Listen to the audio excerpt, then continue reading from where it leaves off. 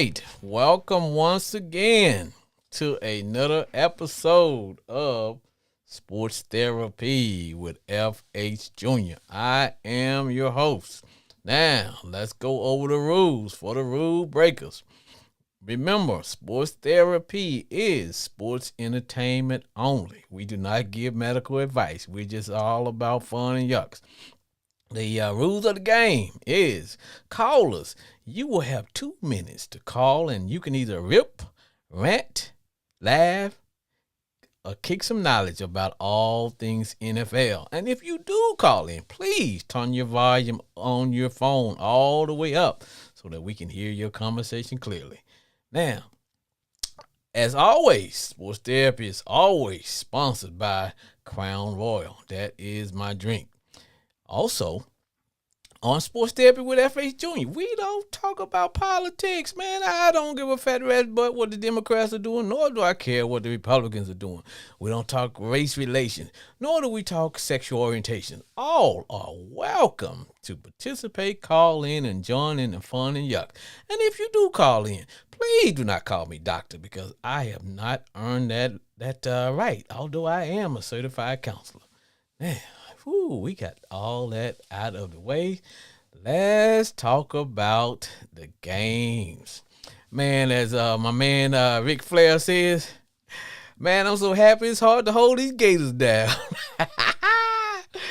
My Commanders beat them Cowboys. Hey. So I expect to hear from the Cowboys. Now, we know this is the last game of the NFL season, so we're going to be transitioning over to the playoffs. Yeah, playoffs. I ain't kidding. Kidding me? Yeah, playoffs. Don't talk playoffs. Yeah, playoffs. Yeah,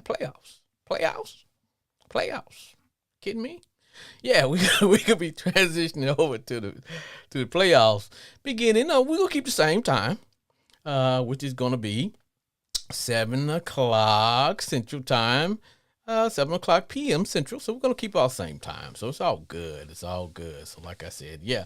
Also, keep in mind that Sports Therapy with FH Jr., we are streamed live on Facebook and YouTube.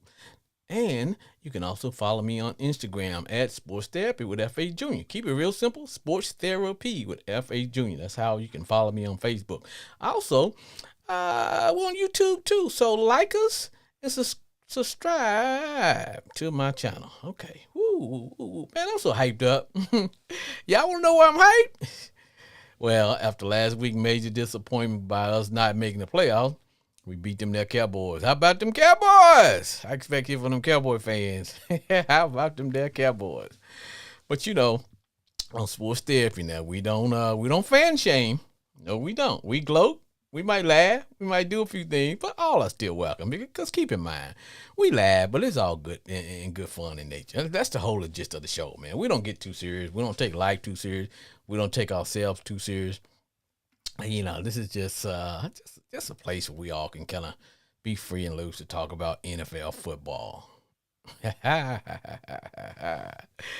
So this is week 18. And so there are a lot of teams that are out. There's some teams like my Steelers. I'm hoping I'm going to hear from my homeboy Glenn. His Steelers won, and they still got put out. You got the Seattle Seahawks. They won. They need help. But can you expect to get any help from the team that you put out? I guess it's one of those cases where, what is it?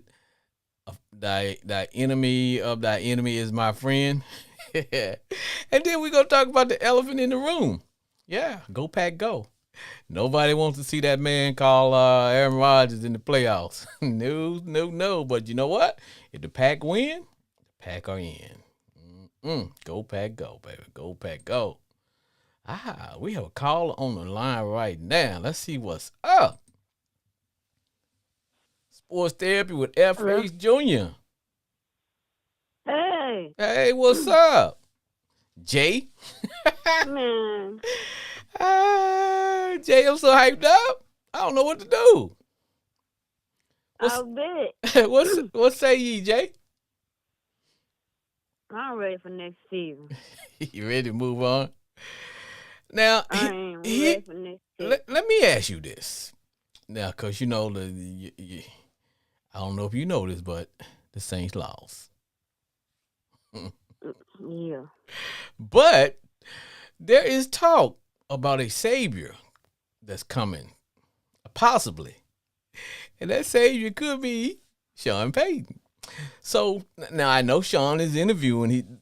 Hell, let me figure how I want to say this.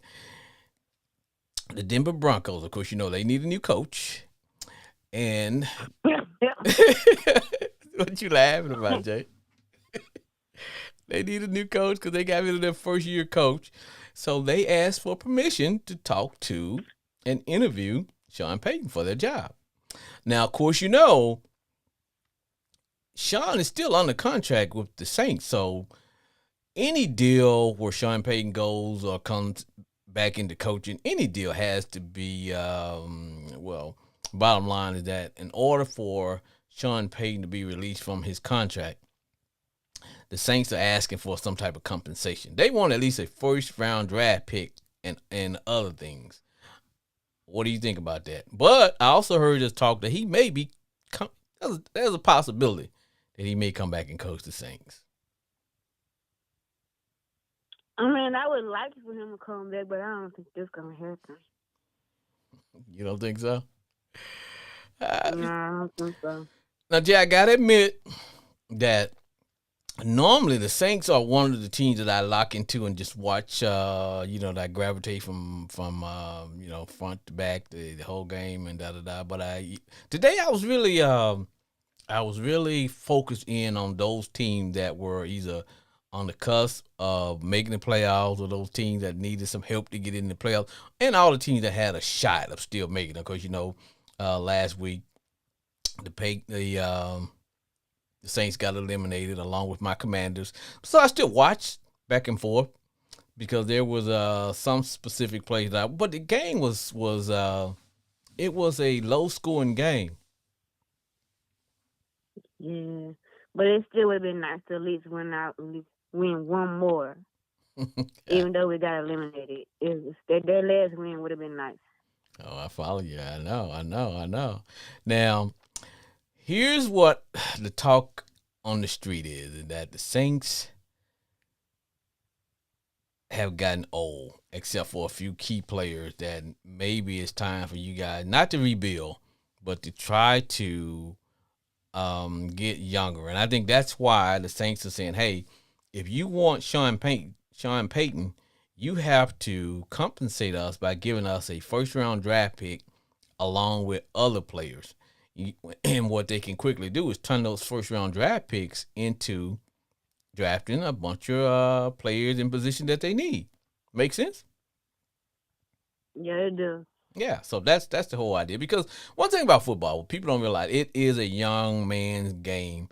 And whereas, when we consider 30 still young, but by NFL standards, man, when you're on the other side of 30, they consider that as kind of like you're over the hill, And I think it's because of all the wear and tear, But let me ask you this, Jay.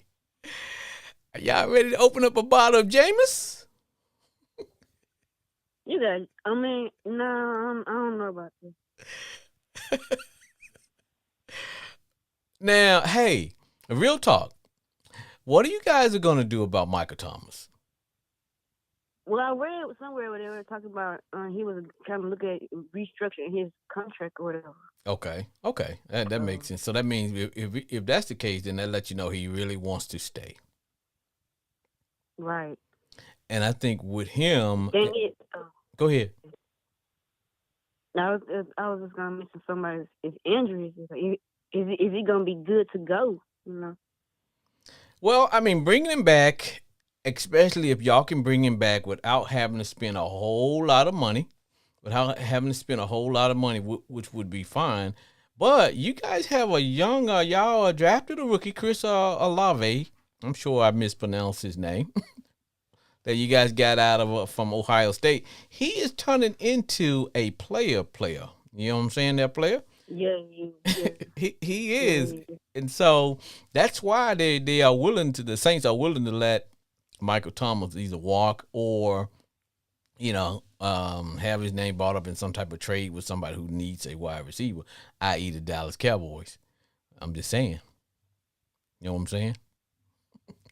Yeah.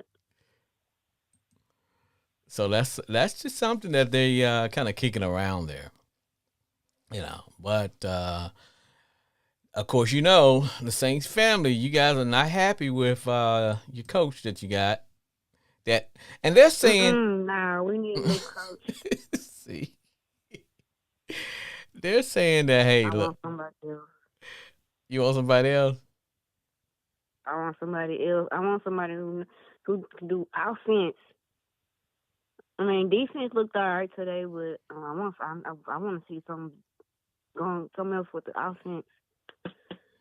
And also, one of the reasons that the Saints are asking for a first round draft pick because they don't want to go into, now this is what I'm hearing, that you guys don't want to go into next year with Andy as your starting quarter. I mean, they're talking about maybe opening up the year with Andy, but they know that Andy's 36, 37 years old, so he's getting up there in age. So you guys got to be able to transition into another quarterback. Of course, James, basically that didn't work out, and moving Taysom Hill from being slash Swiss Army knife is not going to be good for the Saints because he's so valuable to you guys playing in a role that he plays. So my from what I'm hearing, word on the street is that you guys want to try to move up and get another quarterback to make that transition from Andy Dalton to maybe somebody else. I mean, it makes sense. I'm gonna miss Andy, but How would you feel I do what about I gotta do. how would you feel about the Baker man? I don't know about that. I don't know. Now, I don't know if you can remember, Jay, is that before I'm trying to think of you guys quarterback that retired. Really? Come on, man. Drew Brees. Stop playing. Before Drew Brees became Drew Brees, he was actually the quarterback for the San Diego Chargers. They was in San Diego then, and he wasn't. He had surgery. I know he messed up his shoulder. He had surgery, shoulder problems, but he wasn't that great of a quarterback until he went until you guys picked him up, and basically he got with Sean Payton, and Sean Payton kind of brought him out and made him the successful quarterback that he was. So they're thinking about maybe he could do the same thing with Baker Mayfield. I can see that. If that'll work, then yeah, I'm for it. Mm-hmm. But you remember that Jameis was playing a lot better when Sean Payton was Yeah, there. he was. Yeah. So I don't know what it is. Maybe he's a quarterback whisperer. Maybe he can whisper in his ear and get him right. But it's just something about when Sean retired or took a step back or whatever they calling it. All of a sudden, Jameis kind of lost whatever mojo that he had. But that's the talk on the street there, Jay. That you guys may be doing some type of rebuild. You guys may be doing Well, we some need type of rebuild. something. Get a new coach or what? Oh. I'm ready for next season. I hear you. Well, Jay, thank you for calling. And, I like I told you before, if I wasn't a Commander fan, I would probably be a Who Datter. Okay? But, hey, the season's over. And, but we're going to still be rocking and rolling with the playoffs. Same time. So, hopefully. So now let me ask you, now that your Saints are officially eliminated along with my Commanders, what team are you going to be cheering for in the playoffs? Well, it won't be the Buccaneers. No Buccaneers. Now here's what you got to choose from. You got the Buccaneers, you have the Cowboys, you have Eagles, Giants, and 49ers. Ooh, them they're 49ers. I don't know, because 3 of them I don't like, so I don't know. I'm just going to say it's not going to be the Cowboys or the Buccaneers. I'm tell you that right now. Well, Jay, in the great state of Texas, thanks for calling, and we will see you next week, okay? All right. All right. Bye-bye. Let's get one more Who Dat for the road. Who that said they going to beat them Saints? Who that said they going to beat them Saints? And Jay, open your bottle of Jameis. I heard it's pretty good. I'll see you later. All right, bye. Sports Therapy with F.A. Jr. What's going on, bro? Chris, the Cowboy fan. Chris, I don't know if you know who Ric Flair is. Yeah. Ooh. In the words of brother Ric Flair, man, after that win, man, I'm having a hard time holding these Gators down, baby. Woo! But you know, Chris, now, for those who are just listening in, now the object of the show is that you get 2 minutes to rip, rant, kick some knowledge, or share, cry, or even cuss, because I got the cussing bell here. But we don't fan shame. Now, we may ridicule, we may laugh, but hey, it's all in jest. So, Chris, the floor is yours. What are we doing? God, I don't know. I thought for sure after the first quarter our starters would be sitting and we'd be getting ready for the playoffs, and then you have that argument where you don't want to sit them unless they're in some sort of a rhythm. And we got all the way to 5 minutes left in the game, and then our second string comes in. I don't know if they didn't want to play because they had it all wrapped up already, or if this is in typical Cowboy fashion, the collapse has begun. But I don't have much good to say about the game today, except Malik Davis. Yes. I'm excited to see what he's going to do for us. And, if I got to find a highlight in it, I'm going to hang my hat on Malik Davis. I hear you, Chris. Chris, let me ask you this question here, because, our teams played each other today. So I want to ask you this. Chris, what the hell made Dak go back to the same play that you almost got intercepted on? What made you throw the same play again and get a pick six?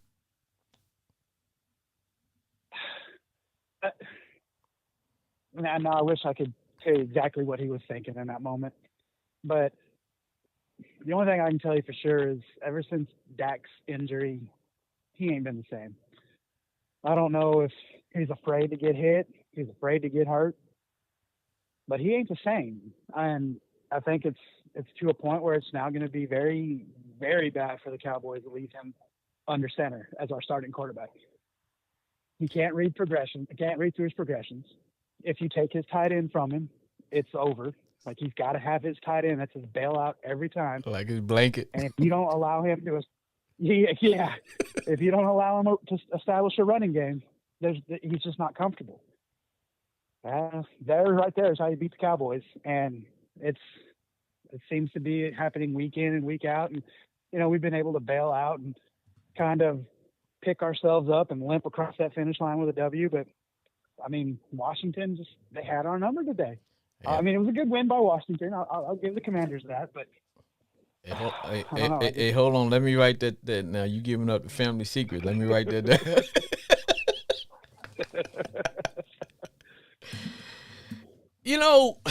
And I wholeheartedly agree with you, because I broke my ankle once, and I will be honest, and I broke it playing basketball. Now, when I was younger, I had a pretty good vertical leap, probably in the high 40s. Um, but when I broke my ankle, it was just something in my mind that I was never going to jump. Even though I could still jump that high, I would never jump that high when somebody was around me because that's how I broke my ankle. It's just something in your mind. So I think, and I agree with you. I think there is something lingering in Dak's mind in terms of, you know, am I gonna get hurt? You know. I, I mean, he's gone what 7 games in a row where he's thrown a pick six, and I would say if not all 7 of those, definitely 5 or 6 of them have been off of him trying to ditch it out to his tight end and use a safety blanket. So I mean, I don't know. Maybe he needs to sit down and talk. Maybe he needs to call your show and go through some sports therapy and work through his issues so he can be an effective quarterback again. But he's just not doing it right now. Dak, if you out there, call in, man. I can get your mind right. You need some sports therapy, baby. I mean, now he makes his money with his arm and his leg. I mean, so I get that you don't want to go back down again. I understand that, but you also got to understand the flip side of it. Like, say he just continues to go downhill, gets cut, is he going to get picked up again? I mean, it's a double-edged sword, but I don't know. I think he's not sure-footed yet, and I'm afraid that it's going to be a first-round exit for us if he doesn't get real sure real quick. There are some concerns now, because we look at the game as fans, but we also look at the game in terms of analyzing the games, and so that when we come on the show, we can be able to pinpoint certain events or certain circumstances. So the thing that stood out to me is offensive line, and I'm thinking to myself, did the Cowboys' offensive line all of a sudden get old? Are we watching them get old before our eyes, except for the young guy that that you guys picked up this year? Because I saw no blocking, man, from nobody. Well, they're all shifted in different positions right now, with the center being down. Now, I don't think I saw him tonight, but I know for sure he's going to be there for the Tampa Bay next week. But, I mean, Biotish? Yeah. Now I know it's an excuse. I get it, but they're all like forced to play in a different spot. But it's still, you're professionals. You should be able to pick up that talent and go, okay, I'm gonna run with this. This is my flag right now. This is my cross to bear. I'm gonna go with it. Maybe it's just too late in the season and everybody's used to clicking in those specific spots. I don't know what it is, but I think that's where it is right now. I think the fact that everybody's had to move has affected our running game. And that's affecting our passing game. It's affecting Dak's mind, and it's just all coming full circle. And hopefully, we got it out of our systems this week, and they take it to the house and knock Tom Brady and the Buccaneers out of the playoffs next week. But I don't know. A lot's got to give. What the Commanders didn't do? They didn't do a lot of stunts. They just lined up man on man and just said, "Hey, I'm going to get to the quarterback." Now they blitzed a couple of times. But at the end of the day, they just it was just, man, they didn't pull a lot of stunts, man. No, there was a lot of 4-man blitzes. I mean, that's something that should easily be picked up, Yes. But you 4-man blitz and you got 12 3 and outs throughout the entire. That's uncalled for. And you're right. There was nothing special there, but it was a bunch of young guys that are trying to make a name for themselves. And I mean, give it up to him. I mean, even how the quarterback that came out of nowhere apparently. Man, let me tell you. I'm asking myself why he didn't start more. Yeah, but yes, yes, definitely. Yes. Man, don't make me have to get in my own chair again, brother. I'm in counseling about all that stuff. But what got me was, and you're right. I think what happens is that what I saw from my perspective is that if you take away Dak's first read, then he started to look at the defense. he'll start to look at the defense. And once his eyes shift down to looking at the defense, then he'll lock back in and realize, okay, I got to throw this ball. But when he's looking at a receiver, guess what? Those DBs are going the same way. So that's where they were kind of picking, reading his eyes as to what he was doing, because that comfort zone in there, you know what I mean? Yep. I mean, he does telegraph a lot. Yes. And it's, you either know it's going to be CD Lamb or whoever's in that X spot, or it's going to be your tight end. I mean, even you could take a tight end out of it. If a tight end's going on a deeper route or stuck on a line pulling a block, the back's right there. It's going to be in the same spot every time. That's where his little safety blanket goes. So he's not a hard quarterback to defend, but I think the players he has around him make them look better than he really is right now, to be honest. It's called missing CD Lamb. Not CD Lamb, I'm sorry. It's called missing Cooper. Yeah, CD came up, and he's had a breakout season since, I don't know, the whole Odell Beckham Jr. Talk started. And you get T.Y. Hilton, man. And T.Y., you can coach CD up a little bit, and he's there for Dak. But these are people that they've proven time and time again, they got hands. Today wasn't about hands. He was overthrowing or just underthrowing these guys. Underthrowing, bowling. You were bowling or whatever. Like, Dak, what the hell are you doing, man? And then there's like a lack of discipline throughout the team right now too. I mean, you saw all the chippiness at the end of the game. You know, hey, like, stand up. Washington's straight up beating you at your own game right now. Don't get chippy. Don't start losing your mind. It's just lack of discipline too. So there's a lot that this week needs to be improved upon before they go rolling into Tampa Bay to do anything, or it's going to be the same result. Now, Chris, let me ask you this question. You guys played together. You guys played today, but at some point, was it about knocking some rust off or trying to look better, or was it about the coach's ego? Because at some point, I really didn't expect you guys to even play any of your starters after halftime. When the coach rolled the guys, They shouldn't have been in there. right? And I was like, man, I don't know about this, man. Okay, I understand the not looking good, the not playing that good, but dude, don't sacrifice the whole season because of your ego. You know what I mean? Because now, you know, the guys, just those extra 2 quarters of wear and tear on a professional football player's body, man, that means a hell of a lot, man. Absolutely. Not just that. I think you make more of a statement if you, like, hey, you guys are not clicking. Now here, watch this.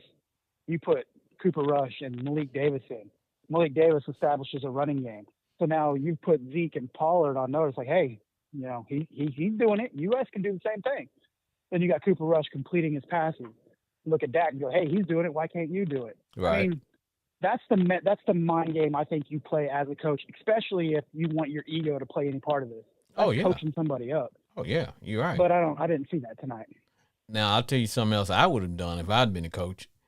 Okay, Commanders are giving it to you guys the first half.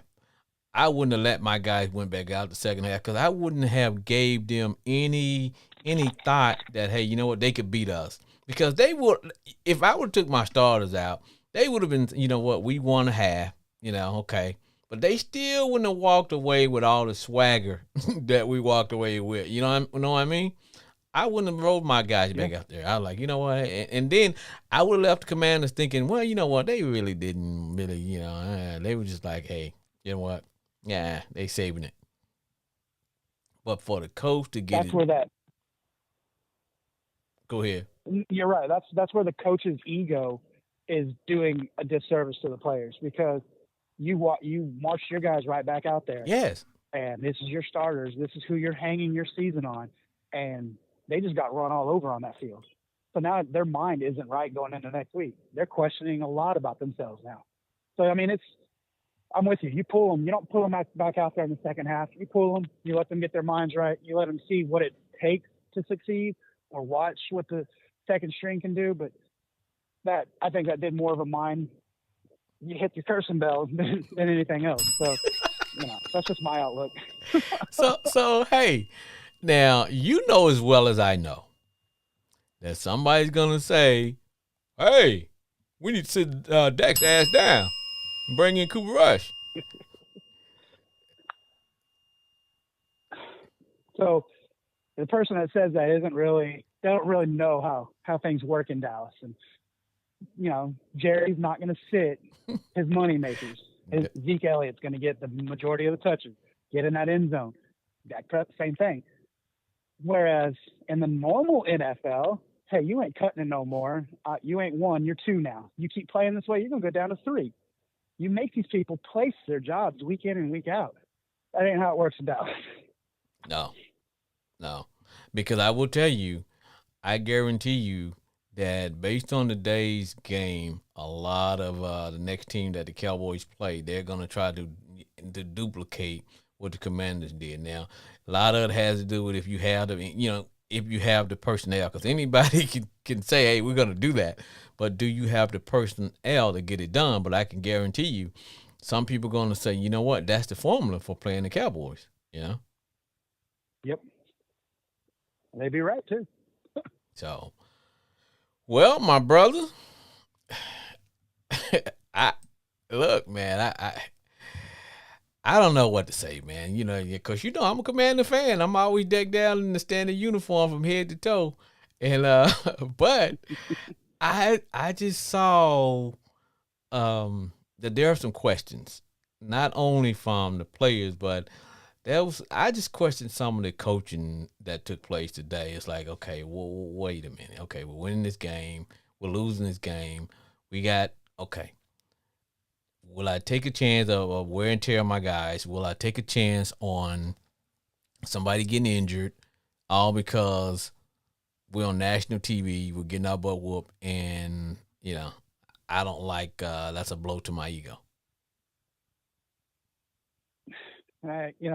You've heard me say it before, but I think a person standing on that sideline with that HC title is more of just a figurehead, somebody that the NFL requires to be there. Somebody else is sitting up in that box pulling those strings. Mm-hmm. And his ego is pretty big, so you ain't going to tell that man he's wrong. I got you. And I mean, Washington, they did great. I would have liked to have seen that more out of Washington throughout the year, so the NFC East could have, kind of monopolized the playoff situation. But, I mean, you talk about another toxic situation. Dude, you just don't know. You just don't know. You just don't know. I'm interested to know from outside of network. Because, I live in Texas. I live right here in Dallas, and so I don't think they would have blacked me out on it. But I'm interested to know if they didn't jump off that game to go to the Seattle game, since that was clearly a railroading done by the Commanders. You know what I mean? So yeah, but Dallas is at the end of the day. Now I'm gonna be honest. Dallas is the big market for the NFL. Hell, they're not gonna. Nah, I don't think that happened. They're gonna stay with the Cowboys. You know what I'm saying? Well, hey, Chris, it's been good, my brother.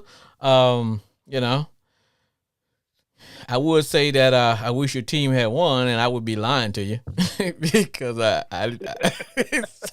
but hey, man, you know how it goes, man. Just like playing against your brother, man. You always play extra hard against your brother, your best friend. But hey, man, I appreciate you calling in, man. And we're gonna keep rolling for the playoffs, man. You got it. All right, man. Night. Sports Therapy with F.A. Jr.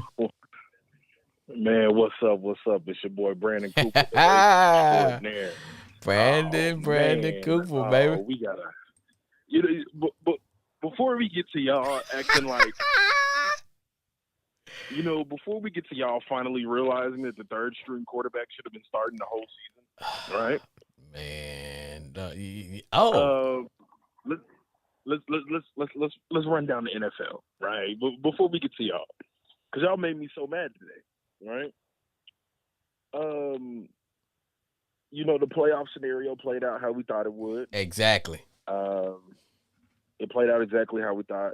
I like the way, we talked about it earlier this week. I like the way the NFL handled the playoff scenario.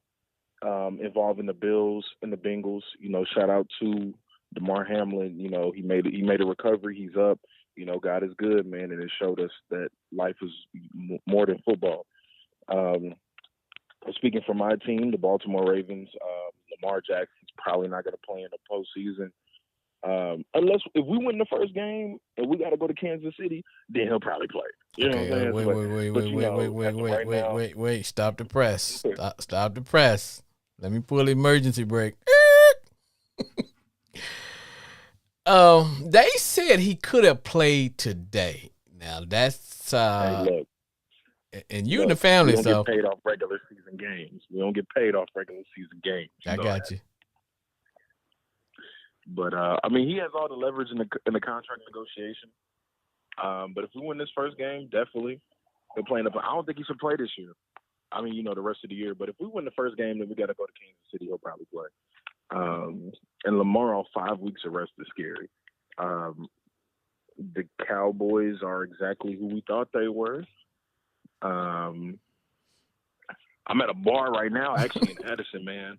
Man, we're watching. This is do or die for Aaron Rodgers, man. I got him winning. If Aaron Rodgers wins, he makes it to the playoffs. And I got a bold prediction, man. If the Packers win, they go into the Super Bowl. If they win today, they go into the Super Bowl. Hey, man, you know what I refer to the Packers as? The elephant in the room. Because the elephant in the room, bro. Nobody wants that elephant to be in the room.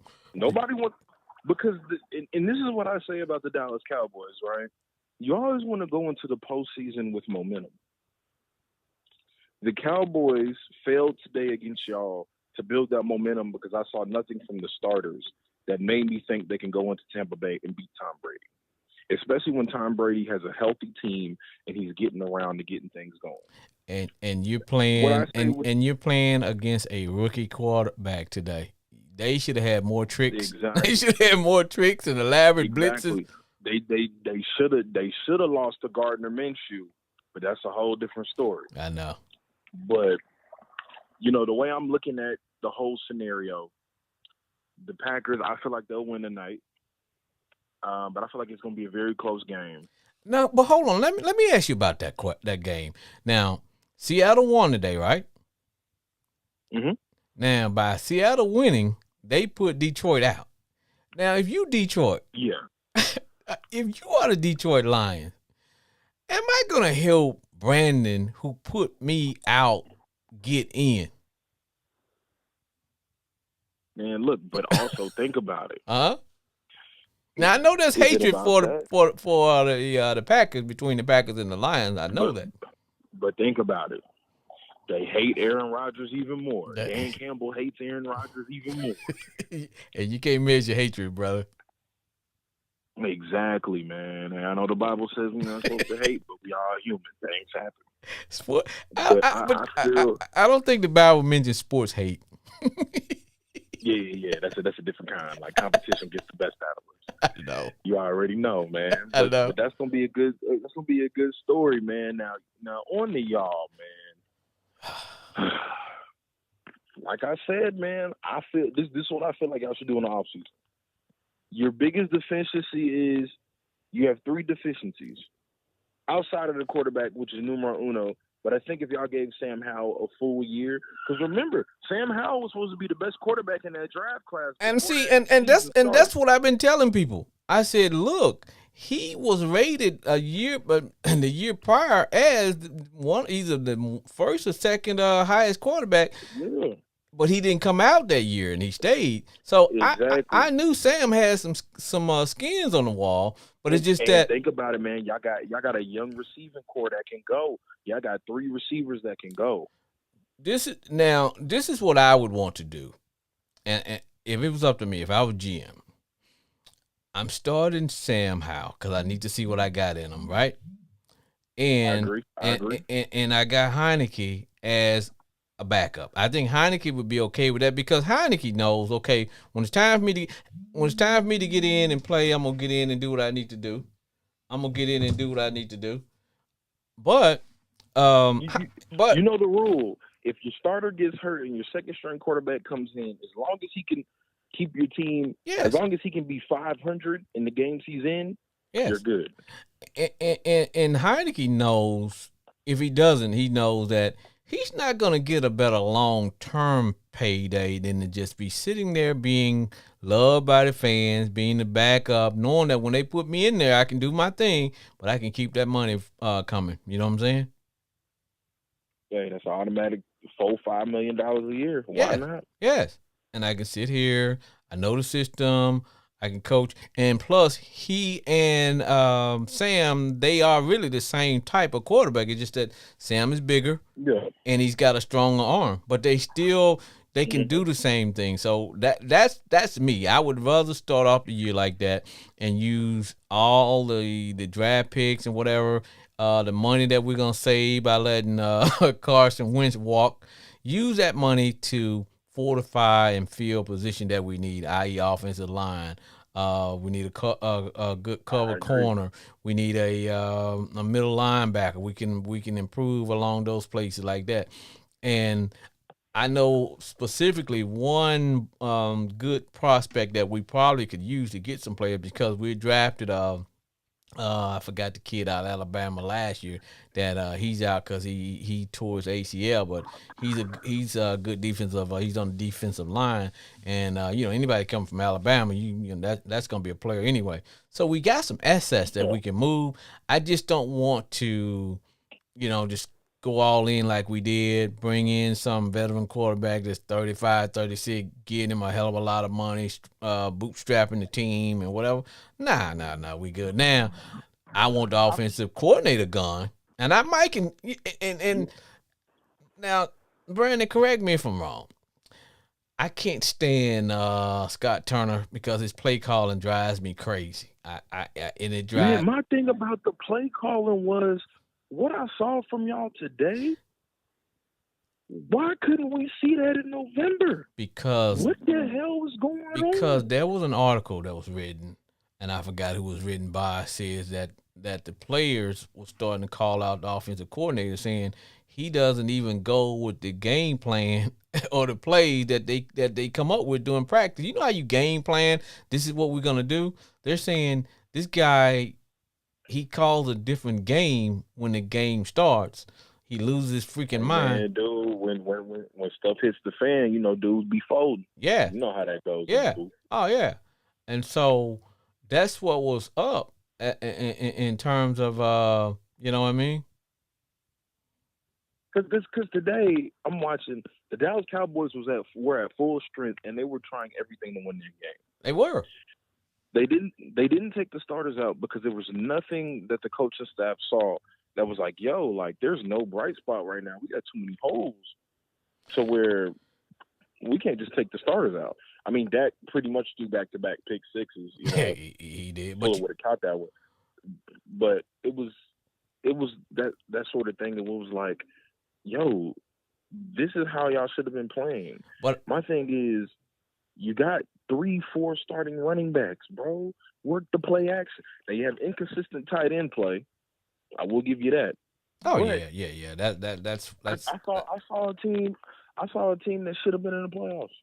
Well, you know how that go, man. But I'll tell you something that I did enjoy watching, and I think the light came on for our DBs because instead of them watching guys make plays, they were actually involved in the action. I saw a lot of guys getting in, fighting with receivers, stopping those guys from completing those 1st and 10 to keep the chain going. In the past, on 3rd down, Fuller would always be out of position. Guys would always be out of position. But today, it's almost like the back end came up and supported the front end. It's almost like they are used.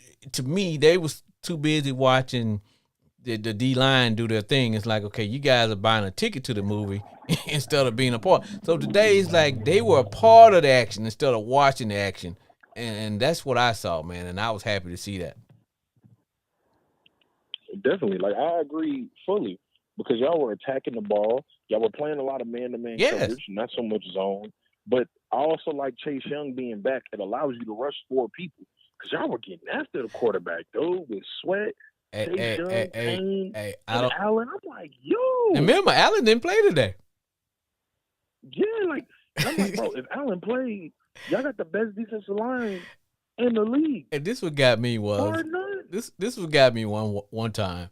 No, most of the time, my man lines up as a defensive end, and they moved Chase. They on one play they slid him into the middle, and the Cowboys didn't know what the hell. I still didn't know what the hell to do. All of a sudden, I got Chase Young breathing down on me. Man, because it allows you, man, when you have a blessing of that defensive line, it allows you to rush 4 and drop 7. And it allows you to disguise coverages and blitzes so well. Because think about it, bro. Jason Peters is 40 years old. He ain't keeping up with nobody. And no. Tyron Smith, he's had so many injuries, man. He was trying. Only person on there that's really putting hands on somebody is Zach Martin. Mm-hmm. They slid the rookie Smith into guard, but I'm really watching y'all like, bruh, it's no reason y'all record shouldn't be what the Cowboys record is, man. Well, that goes it goes back to two things. Number one, could our defense be just arriving today for next year? You know what I'm saying? Could this be a glimpse of what's to come for next year? Are they going to be that defense that can actually go out and win games, score touchdowns, and all we need is a quarterback like a Sam Howell that can, now he's not a bus driver, just one stage above a bus driver, developing, almost like almost like the defense you guys had when y'all had Ray Lewis and all them killers. Exactly. The main thing that Sam Howell gives you is we don't have to. The quarterback does not have to be the highest paid person on the team. Right. We got him on a rookie contract, and that's what you want, and that's the main thing. If our quarterback isn't the highest paid player on our team, we can make something happen. Right. Truer words have never been spoken, brother. You're right. We don't have a lot of money. That's why I'm saying let's don't go out and get some veteran that we got to give him almost $40 million. No. Let's y'all gonna try to get Carr. Y'all gonna be competing. Let Wentz walk. Now I'll be honest with you. If we don't start Sam Howell next year, there will be riots at that stadium because it's almost like freedom. If you give somebody just a teaspoon of freedom, you got to kill them to take it back. So they've already rolled out this product saying this is what this guy can do. If they go out and I guarantee you the fans ain't gonna go for that, man. Nah. That's 100% true, man. Like I saw something today. Like we said, man, start Sam Howell, clean up the tight end position, get an offensive tackle, get a lockdown corner, get a linebacker that can run sideline to sideline, and y'all will be good, man. Y'all are and let my man Heineke be his backup. They'll keep because the following that was thinking, well, Heineke should start. I always said, look, I like Sam, but not Sam. I'm sorry, I like Taylor, but he's limited. He has limits. After about 3 or 4 games, you can kind of you get film on him. This is what he is. I mean, but he's that backup that when he's a fan, he can come in and maintain for you. Okay, that's good. We need that. That's all you need. That's all we need. But we don't need, to go in any other direction. We don't need to get crazy. At the end of the day, nah, we good. Now, don't get me wrong. If we had a chance to get Lamar Jackson, I can say, okay. Man, don't do that. Nah, I'm saying if we had a shot at something like Washington that. Commanders jersey. Hey, look. That's 275, bro. You already know the going rate. I know. You already know the going. And that's what I'm saying. No, let's roll with what we got, and let's roll out with what we got. Now, only thing that, like I said, dude, I can't stand offensive coordinator. But only issue that I have, and maybe good and bad, and I'm gonna run this past you, and you can tell me. By having a rookie quarterback, I don't want to have this guy in so many offensive systems. You know what I'm saying? That's the only thing that that gives you that Baker Mayfield effect, man. Right. With Baker Mayfield, man. Yep. He had a new offensive coordinator or a coach every year. Yep. And you got to get some type of consistency until we can figure out what he does best and what he doesn't. Right, and see, and that may buy Scott Turner a little bit more grace, because at the end of the day, you know, we don't want to be throwing all these different systems at this rookie quarterback. You see the guy got some potential. Let's let him, let him bake and cook a little bit in this offense. But Scott got to get better with his play selection. You know, it's like, dude, come on. When we in freaking 2nd down and 1, 2nd down and 2, now let's don't start throwing the ball. Let's pick up the freaking 1st down and keep the chains moving, because we got talent. But hey, my brother, it's been real, man. Let me let a few more people get in here. But hey, man, I appreciate you calling, and we'll be doing it again this weekend, okay? Hey, man, you know we got to talk that mess about the first round of the playoffs, man. Oh, dude, yeah. Oh, yeah. Say, man. Oh, with my team. Yes, definitely. Hey, man, get a shout in for what you do, brother. Hey, man, it's your boy Brandon Cooper, the Ravens extraordinaire from Grand Prairie, Texas. My Super Bowl predictions, I got, if the Packers win today, I got the Packers in Kansas City. And if the Packers lose, man, I got the 49ers and I got the Kansas City Chiefs in there. And I got the Chiefs winning it, man. Hey, man, check out my boys and I, the D1 Ignite University podcast. We're on Anchor, Spotify podcast, Apple podcasts, on Instagram, Twitter, Facebook at D1IGNANT University, man. Hey, y'all be safe out here. All right, brother. Thank you. All right, my man. God bless. All right. All right. Sports Therapy with F.A. Jr. What's up with my boy? My homeboy Glenn. It's been a good day today. Man, you better know it, man. How the Drake's? Man, it's been a good day. Your boys whooped the shit out the Cowboys. I'm so happy. Say that one more again. They did what? Beat the brakes. Beat them like a stepchild. They act like they stole something from me. Beat the shit out of them. It was a good day, Glenn. Let me back up the cussing bell for you. Yes, sir. Yes, sir. Thank you for putting that cussing bell on, because they got the shit beat out of them today. They go get the shit beat out of them next week. So y'all better go get you some damn lottery tickets, because you got a better chance of hitting the damn lottery than y'all think y'all gonna come and win a damn playoff game. So thank you. And I'm happy as hell too. Hey, man. Hey, we were on their ass today, boy. We were on their ass today. Man, on their ass like back pockets. I know. That's like back pockets. Oh, man. And then they holler about Super Bowl. Talk about Super Bowl. Hey, man. They need to quit, man. If them Cowboys... Man, you got me hyped.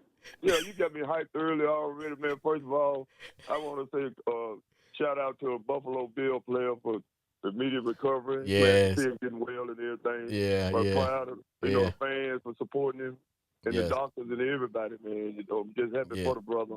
Yeah. But that's what I wanted to say to begin the show. But Yeah. you started out with the most no good ass Cowboys, so you told me all the way out. So Hey, we'll man. get back to what you got to talk about, brother. Hey, man, you remember last week when you and I was talking, man, we kind of touched on a subject similar to that even before he got hurt. Because we were talking about, remember I said, hey, man, the league really don't give a crap about those players. I said, even fans that look at, hey, all we want people to do, the players do, is just go out there and entertain us. But I think reality hit everybody this week when they realized, when the young brother went down, realized, you know what? All these guys are one play away from actually where they can lose their lives. Lose their life. And for those who say so-and-so is making too much money, we paying him too much money, I said, man, if you really play pro football, it's like you in a car wreck every time. Every play is like a car wreck. Every week.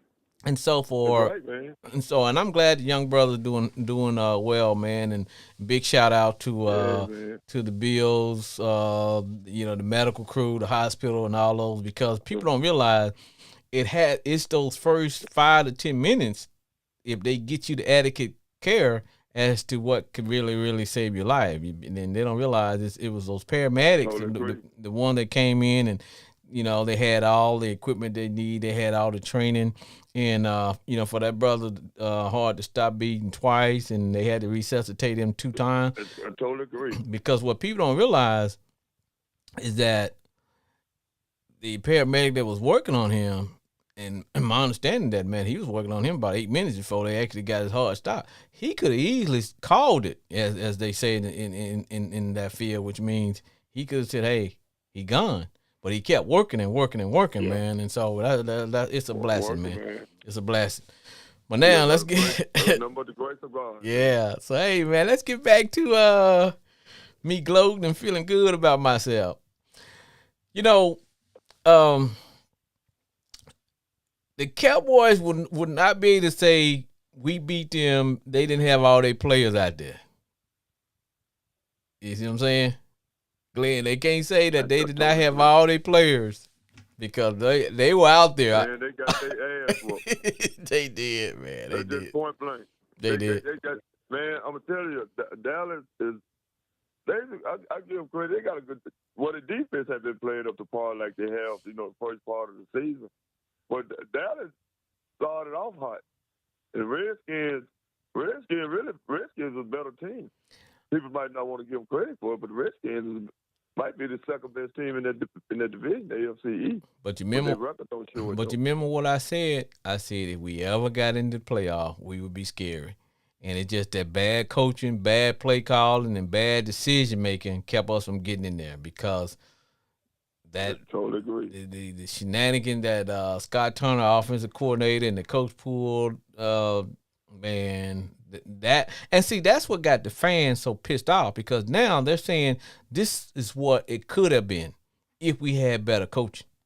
Just like I was talking to Brandon. I totally agree. Just like I was talking to Brandon, my last call, I said the only thing I'm concerned about is that we all want our offensive coordinator gone. But by what we saw today with Sam Howell, you don't want to have a young quarterback having to operate under too many offensive systems. So we bring in another offensive coordinator. He gonna have his system. Then the young guy got to learn a different system. So you end up what you got with Baker Mayfield, where hell he ended up having to have 3-4 offensive coordinators, and every year he was there, he had a different offensive coordinator. So I can't stand Scott Turner's play calling. If it means that this will help Sam Howell develop more, then oh man, I'm gonna have to swallow my pride and say we might have to bring that fool back one more year so that we won't. Because I like what I saw in our quarterback, man. Yeah, he didn't look bad at all today. Nah, he didn't look bad. Nah, and he's a rookie, he so didn't look bad at all. Like I said, I expect him to make a few errors, but next year, as I was telling Brandon also, I said, no, I don't want us to go out and spend a lot of money trying to get some veteran quarterback where we bankrupt the team and got a lot. No, I said right now is the perfect time to build your team. You got a rookie quarterback, you paying the peanuts really. I said let's let him start. Let Heineke be his backup. And use the money that we're gonna save by getting rid of Carson Wentz to fill other needs that we have, like on the offensive line, linebacker, cover corner, and then let's pick up some. We'll have some money to pick up some key veterans, man. That's totally true. But I want to give a shout out to my team. Oh yeah. Hey man, let me tell you something, brother. I watch your Steelers all day, man. I tell you what, boy, they showed up, man. They played some. Yeah. Hey, and I wanted to ask you this, man. How you feel about your 41-year-old rookie now, man? Man, I think his age has dropped a little bit. I think he's looking like he's about 24, 25 today. I can say he's coming along pretty good. I'm kind of beginning to have a little trust in him. He's looking better and better, man. We just need to show about get us some defensive back. I think when we go in the draft, we need to get some depth at the line and get us some defensive backs. I think we'll be okay. Maybe we need to get another receiver because Deontay Johnson, he's a good receiver and everything, and I like him. But he just dropped the ball too much, man. Mm-hmm. He's a good receiver. He could be big time, but he just drops the ball too much. Now, let me ask you, how many games did you all start Mitchell Trubisky before they got rid of him? I want to say they about 3 or 4 games. Okay. And that could have been a couple of extra games we could have won if, right. Because usually when you throw a rookie in there, the first 2 or 3 games, Yeah, he gonna take his lumps. He gonna throw a few interceptions. But eventually, by you get to that game 4 and 5, okay, he's seasoned. That's what I think they should have done. Like you said, those games that they played Mitchell Trubisky could have been games that Pick and Kenny could have been in, getting some get some live I action. totally agree. Yeah, because of the Ravens. When he played against the Ravens, they got keeper style defense, and I thought he had a fantastic game against them last week. But I think he's coming along pretty good. I'm looking forward for the next year to see what's gonna happen, see how they're gonna do. But I want to say one more thing about them no good ass Cowboys. They're about 10 years away. They're about 10 years away from another Super Bowl. They won't be coming. They won't be. Ain't no way in the hell they'll beat Tom Brady next weekend. No way. I think they got some problems. Tampa Bay, I think they got the problem somewhere. I think the Cowboys peaked too soon. I think they got out the starting block. They peaked too soon, and it's starting to show because they got absolutely absolutely no defensive pressure whatsoever. Because you're playing against a rookie. They should have been doing all kind of schemes against young Sam. But it's like they really didn't have a lot of remember, our offensive line is terrible. But we didn't have neither one of our starting running backs was in the game. Those guys set out. So I just think they peaked too soon, and it goes back to what everybody say, is that what the Cowboys typically do? When it comes to December and January, do they fold or whatever? But I will say this: a lot of Tampa Bay is just going to be looking at how we played the Cowboys, and they're going to be looking at trying to duplicate what the Commanders did, which is And they should. Tampa Bay sure got a defense. Yeah. To match up with when they're healthy. Yeah, and the defense is solid. Yeah, and they're going to try to repeat that, which is blitz Zach, take away his tight end, and because Dak doesn't go through his he doesn't go through his progressions, man. He's a go with his first choice, then he started looking at the defense that coming. Next thing you know, he starts staring down his secondary receiver. When he does that, those guys gonna be right over there making that interception, making that pick. He's not a big time quarterback. He's not gonna get him to the Super Bowl. Now, he might be a good. Excuse me. One thing that got me was he almost threw an interception, and dude just didn't catch the ball the first time. The ball hit him dead in the head. What make you come back to the very same play? What make you go back to the very same play that you almost threw an interception, and the next time you actually throw an interception to the same player? Same thing. That's why I'm not even worried about. I'm not worried about the Cowboys. I'm taking the Super Bowl gonna go through Philadelphia or 49ers in the NFC, one of the two. Yeah. We're gonna come out to the NFC. In the AFC, I'm looking at Buffalo. You know what? I think they I'm kind of looking at Buffalo. That's who I'm looking at too. And I'll be honest with you, there's a part of me want to see the Buffalo Bills win a Super Bowl by virtue of the fact that hell, they win 4 years in a row. And then win. Me too. It's like, you know what? I kind of want them. Something good need to happen to the Buffalo Bills, man. Yeah, something bad. Yeah, got 50 inches of snow, and then they just been having been having a whole lot of things happen. But like I said, good. The NFL, we had a good year in the NFL this year. I think it was real competitive, and I'm looking forward for next year when the draft comes. I'm looking to see what some of the teams how some of the teams going to do in the draft. Because there's a few teams they just far away. Right. There's a few players away. Right. And, things could change. Just like Jacksonville. Jacksonville is right there. And they're going to be scary about another year or two. Shit. I mean, Jacksonville going to be scary next year. if That's right. That's why I said they're going to be scary, man. And they may knock off they may knock somebody off in this thing. We shall see. But I'm like you, though. I think they may be actually a year or two away, but nobody want to go up there and play them their 49ers, boy. You ain't know the 49ers, man. They something serious. Man, they look like the old Baltimore Ravens to me, man. With that defense. I'll tell you what I believe. I believe that the Cowboys are going to rue the day that they didn't pull their team out at halftime, because Washington, we are a physical team. We are a physical team just like the 49ers. You may win, but I guarantee you it's going to impact how the Cowboys play next weekend. And as I was talking to Chris, Cowboy fan, I said, Chris, I would have played mind games. I would have took, even though the Commanders would have been winning at halftime, I would have took my starters out, and I would have never let the Commanders think that they could beat us. You know what I'm saying? They would always be thinking, well, hey, we beat y'all, but you know what? Yeah, they starters didn't play the second half. But for the coach They had the starters today. all the way up there till the end of the fourth quarter with about 5 minutes left, you still got those guys in there playing. Beat them like a stepchild. So beat them like a stepchild.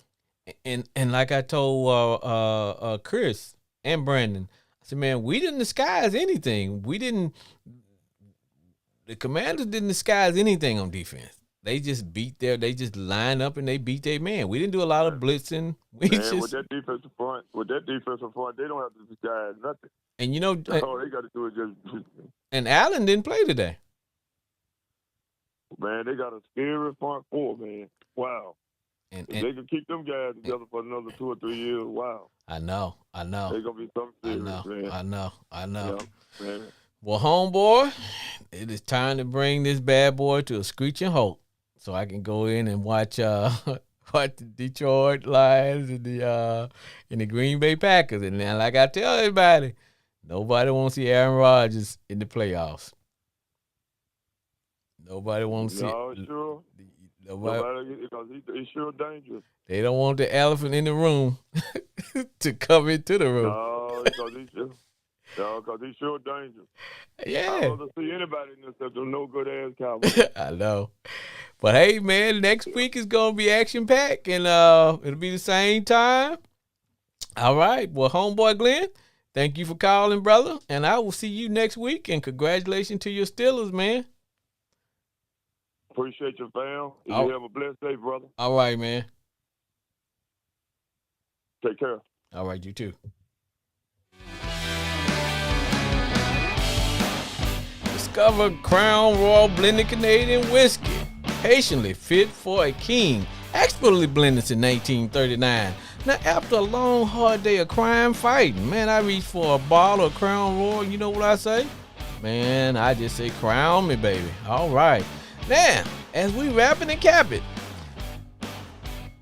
this is F.H. Jr. for Sports Therapy. I would like to thank Jay in Grand Prairie, Brandon from Ignat University, Chris the Cowboy fan, and my homeboy Glenn, along with H-Town Bridget.